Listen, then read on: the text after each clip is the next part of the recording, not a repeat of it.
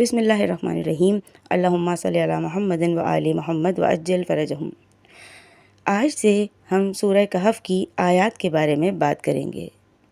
سورہ کہف 15ویں اور 16ویں سپارے میں ہیں۔ اس میں 12 رکوع، کل آیات 110 ہیں، کلمات اس میں 1577، حروف اس کے 6360 اور آیت پہلی ہے بسم اللہ الرحمن الرحیم، الحمدللہ الذی انزل علی عبدہ الکتاب ولم یجعل لہ عوجا۔ ترجمہ اس کا ہے کہ ثناء کامل اس اللہ کے لیے جس نے اپنے بندے پر کتاب نازل کی اور اس میں کسی قسم کی کجی نہیں رکھی۔ سامعین محترم، سورہ کہف کا آغاز اللہ تعالیٰ کی حمد و ثنا سے ہو رہا ہے۔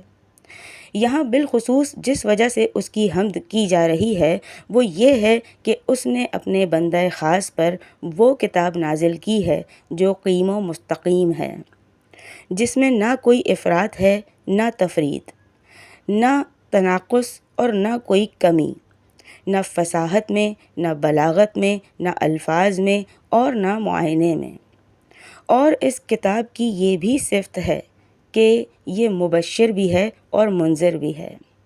بشارت ان لوگوں کے لیے جو اہل ایمان ہیں اور نیک اعمال بجا لاتے ہیں، اور نذارت ان کے لیے ہے جو بے ایمان ہیں اور بدکار ہیں، اور بالخصوص ان کے لیے جو اللہ تعالیٰ کے لیے اولاد قرار دیتے ہیں، جیسے عرب کے بعض قبائل جو فرشتوں کو اللہ تعالیٰ کی بیٹیاں قرار دیتے تھے، بعض یہود جو عزیز علیہ السلام کو بیٹا ٹھہراتے تھے، اور نصارہ جو عیسیٰ علیہ السلام کو اللہ تعالیٰ کا بیٹا مانتے تھے۔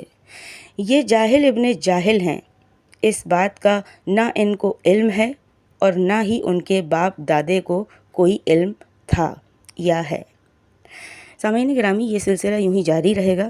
ویڈیو اگر آپ کو پسند آئے تو اس کو لائک کیجیے گا، شیئر کیجیے گا، کمنٹ کر کے اپنی رائے سے آگاہ ضرور کیجیے گا اور چینل کو سبسکرائب ضرور کیجیے گا۔